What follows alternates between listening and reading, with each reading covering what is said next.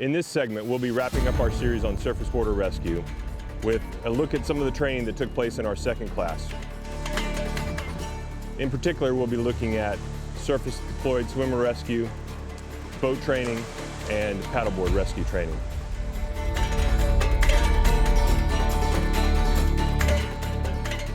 The Department of Fire Program's Surface Water Rescue curriculum is based on the National Fire Protection Association's standards 1670 and 1006.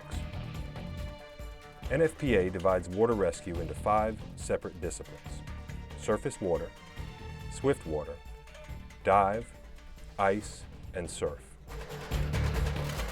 In keeping with NFPA 1006, the standard on technical rescuer professional qualification, the surface water training is broken down into Level 1 and Level 2. I was interested in taking surface water rescue because I'm on the Marine team, Virginia Beach, and I know a situation is going to happen where I might possibly have to get in the water and save somebody. So I wanted to make sure I had all the tools to be able to do that.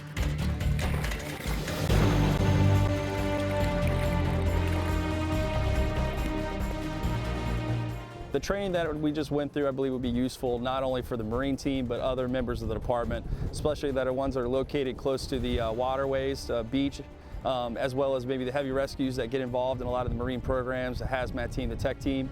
Normally offered as 2 separate 20-hour courses, it can also be combined into one 4 or 5 day long course. It helps you take away some of the unknowns, also gives you some confidence, and also gets familiar with the equipment that you're going to be operating in if and when you have to go make a rescue in the water. Level 1 is designed to introduce students to the basic principles of surface water rescue of victims in confined water or water whose movement is less than 1 knot. My expectation of the class was kind of like what I experienced when I did lifeguard training at the rec center. I kind of expected that, but it was completely different with cold water rescue and with tethering lines and with people that are actually pretending to be combative. Students are required to be able to swim 100 yards wearing a personal flotation device in less than 8 minutes in order to participate in the class.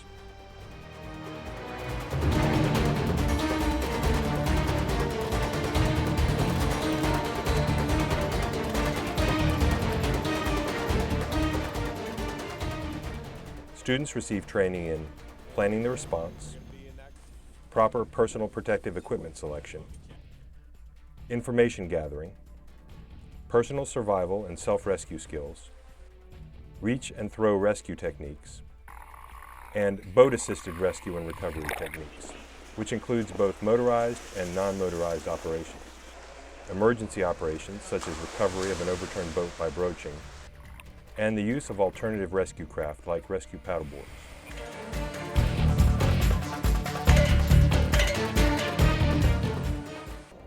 One of the benefits of the training is the same thing we do by doing SCBA training and doing live burns, utilizing the marine equipment that we have. It's just to identify mine, I know the other people, your physical and mental limitations, to let you know when is the appropriate time to go in the water, make the rescue, and when is the wrong time, and when you need to find and think of another plan or come up with another plan.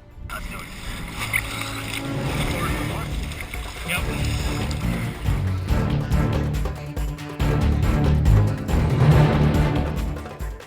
The most difficult part about the course for me was the dry suits you got to wear. In the cold water, you got these dry suits and they're inherently buoyant. And I grew up swimming on the swim team and surfing, and it is a whole different ballgame when you're in your dry suits. You go from being a good swimmer to being a pretty awful swimmer real quick. And so dealing with that was by far the most difficult part, was swimming in a dry suit. The takeaway from the course for me was that most of the year in Virginia Beach water is cold, and we're going to have to wear, our dry suits or cold water PPE, and just how wearing that gear and effectively going to save somebody is not the same at all as if you don't have the gear on. So the takeaway is how hard it would actually be wearing the right PPE. Level 2 expands upon the Level 1 curriculum to instruct the students in the techniques necessary to perform a go rescue in the same environment. Topics to be covered include water entry techniques, defensive tactics for stressed or panicked victims, direct contact rescues, and managing water rescue incidents.